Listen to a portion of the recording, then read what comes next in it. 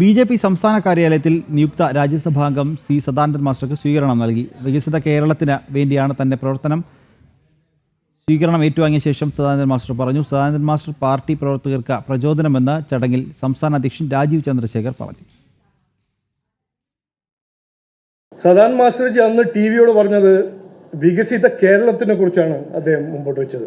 അപ്പം ഇതെല്ലാം അനുഭവിച്ച് സഹിച്ച ഒരു വ്യക്തി ഇന്നും നമ്മുടെ നാടിനെക്കുറിച്ച്, നാടിൻ്റെ ഭാവിയെക്കുറിച്ച്, ഭാവി തലമുറയെക്കുറിച്ച് ചിന്തിക്കുന്ന ഒരു വ്യക്തിയാണെന്ന് നമുക്ക് എല്ലാവർക്കും മനസ്സിലാക്കണം. ഇതാണ് നമ്മുടെ സദാനന്ദൻ മാസ്റ്റർജി.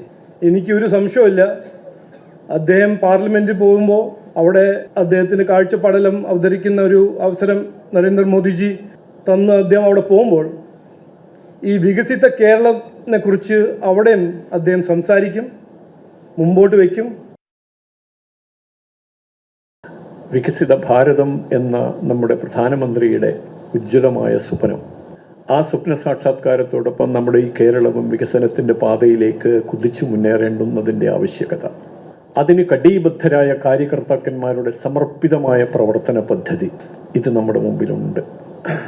അത് സാക്ഷാത്കരിക്കാൻ കഴിയുന്നതിന് എന്താണോ ചെയ്യേണ്ടത് അത് ചെയ്യുക എന്നതാണ്.